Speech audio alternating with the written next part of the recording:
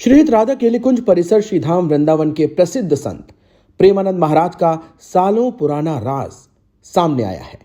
90 साल की महिला ने जब इसका खुलासा किया तो प्रेमानंद महाराज के प्रति आस्था रखने वाले श्रद्धालुओं को एक पल के लिए यकीन ही नहीं हुआ। लेकिन महिला पूरे दावे के साथ कह रही है।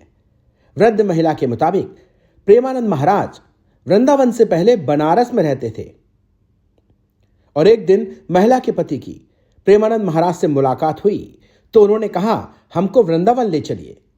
इस पर उन्होंने कहा, जिसका हाथ बांके बिहारी जी पकड़ लेते हैं वो स्वयं वृंदावन आ जाता है। आपका भी हाथ बांके बिहारी जी पकड़कर वृंदावन ले आएंगे। ऐसे में सबके मन में यह सवाल जरूर होगा कि आखिर प्रेमानंद महाराज ने महिला के प्रति से वृंदावन जाने के लिए क्यों कहा। दरअसल महिला के पति का नाम श्रीराम शर्मा है, जो भक्ति रस पर अपनी प्रस्तुति दिया करते थे, जिसको देखने के लिए प्रेमानंद महाराज अक्सर आते थे।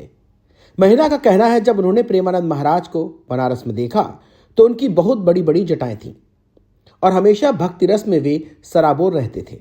लेकिन वृंदावन आकर उन्होंने श्री राधा नाम का प्रचार प्रसार किया। प्रेमानंद महाराज बीमार होने के बावजूद भी रात्रि पद यात्रा पर निकलते थे, भक्तों को दर्शन देते थे। महिलाएं ये भी कहती हैं कि प्रेमानंद महाराज की किडनी खराब है।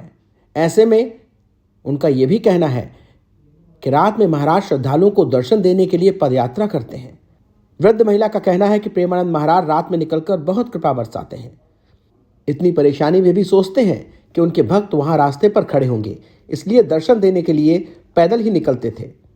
प्रेमानंद महाराज का अतीत बताने वाली 90 साल की महिला का नाम शीला बताया जा रहा है। आपको बता दें, जिस पदयात्रा का महिला जिक्र कर रही है, प्रेमानंद महाराज की वो रात्रि पदयात्रा दर्शन बंद कर दिए गए हैं, वो भी अनिश्चित काल के लिए। श्रीहित राधा केलिकुंज के लिए प्रेमानंद महाराज की पदयात्रा को बंद करने के पीछे सबसे बड़ा कारण बताया गया कि पूज्य महाराज जी के स्वास्थ्य व बढ़ती भीड़ को देखते हुए निर्णय लिया गया। धाम की ओर से कहा गया है, पूज्य महाराज जी जो पदयात्रा करते हुए रात्रि 2 बजे से श्रीहित राधा केलिकुंज जाते थे, जिसमें सभी को दर्शन मिलते थे, वो अनिश्चित काल के लिए बंद किया जाता है। भक्तों की अपार भीड़ और प्रेमानंद महाराज के स्वास्थ्य को ध्यान में रखते हुए उनकी प्रसिद्ध पदयात्रा को अनिश्चित काल के लिए बंद करने के निर्णय से श्रद्धालु मायूस और निराश हैं। हालांकि अब भक्त महाराज के आश्रम के बाहर उनके दर्शन करने के लिए बड़ी संख्या में इकट्ठे होते हैं।